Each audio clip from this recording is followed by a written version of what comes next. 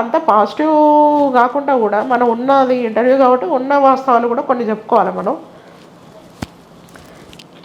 ఒక మన కేంద్ర కమిటీ నాయకుని భార్య, ఆమె జిల్లా కమిటీ స్థాయి లీడర్, కమిటీ మెంబరు. ఆమెతో పాటు ఒక కమాండర్ స్థాయిలో 2-3 ఉన్నట్టున్నది. ఒక దళం అంత బ్యాచ్ ఆమెతో ఉన్నారు. నేను గమనించింది ఏంటంటే మాకు డీకేలో చాలా సిస్టమేటిక్.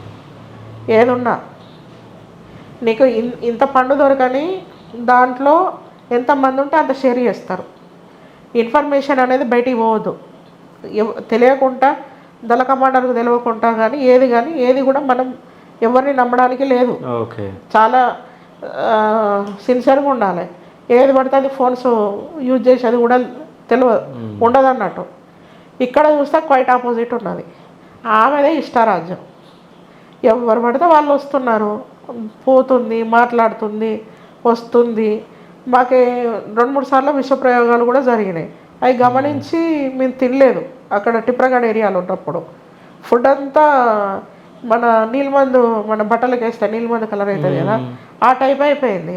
నైట్ 8:30, 9కు మేము టార్చ్ లైట్ వేసి చూసి మేము ఫుడ్ పెట్టుకున్నాం. చేపల కర్రీ 2 ఇళ్ళు ఫుడ్ పెట్టుకున్న తర్వాత ఇదే దివాకరు వచ్చి మీటింగ్ నుండి ఆయన కొద్దిగా లేటుగా వచ్చిండు. ఇట్లా మనం లైన్ పట్టుకొని వడ్డించటం వడ్డిస్తూ ఉంటే మనం పెట్టుకొని ఇంకా తినలేదు మేము కొద్దిమంది, ఎవరం కూడా తినలేదు. ఆయన ఫుడ్ చూడడంతో దీంట్లో ఏదో కలిపిళ్ళు, మీరు ఎవరు కూడా తినొద్దని చెప్పని అన్నారు.